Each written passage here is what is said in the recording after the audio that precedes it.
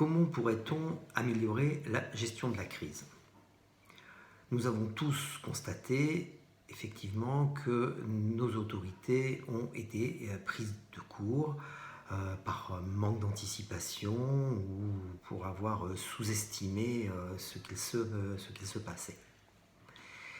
Dans l'urgence, il a donc été décidé de concentrer les pouvoirs au niveau de la tête de l'État, au niveau de l'exécutif. Le Parlement a donc en quelque sorte en partie abandonné ses pouvoirs à l'exécutif pour une période normalement courte, afin de prendre les mesures les plus urgentes de manière très, très rapide. Mais il s'est passé aussi la même chose au niveau médical.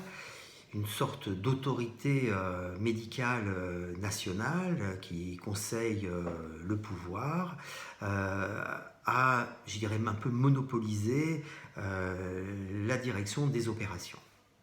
Habituellement, tout le travail médical se fait d'abord au niveau du terrain. C'est-à-dire ce sont les médecins de terrain, les médecins de ville qui connaissent les patients, qui font la prévention, qui s'occupent de la vaccination, qui font les diagnostics, qui ont les moyens de faire du diagnostic, des prélèvements, de mettre en route des traitements, de faire le suivi, de surveiller s'il n'y a pas de complications. Et s'il y a des complications qu'on ne peut pas se traiter en ville, nous adressons à l'hôpital. Et à l'hôpital, quand il y a des cas trop graves, parfois des gens finissent en réanimation. Mais il faut bien comprendre que quand quelqu'un arrive en réanimation, c'est que tout le travail d'amont a échoué. La réanimation, c'est l'extrême limite.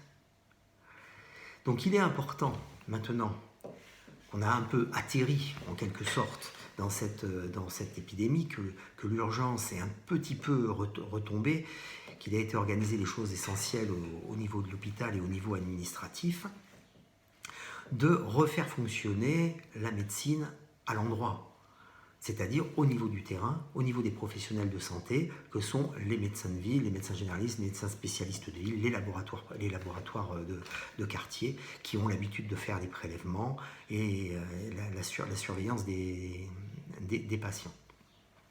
Et évidemment, il faut que nous, médecins, nous retrouvions les moyens de travailler. Jusqu'à maintenant, nous avons été privés de tout. Les médicaments ont été réservés, les tests ont été réservés, nous n'y avions pas accès. Nous avions juste la possibilité de dire aux gens vous êtes malade, restez chez vous, nous ne pouvons rien faire. Ce qui n'est pas le cas. Nous pouvons faire des choses. Donc il est très important qu'au niveau de cette gestion de crise, que ce soit au niveau politique, de redonner la main à la représentation nationale et aux corps intermédiaires dans la discussion, dans les propositions, dans l'organisation, et au niveau médical, de refaire fonctionner la médecine telle qu'elle a l'habitude de fonctionner, c'est-à-dire par le terrain, je dirais par la base. Ce n'est pas l'hôpital qui gère les problèmes de santé du quotidien, et encore moins le ministère, c'est vraiment les médecins, les laboratoires, les pharmaciens et les infirmières de terrain.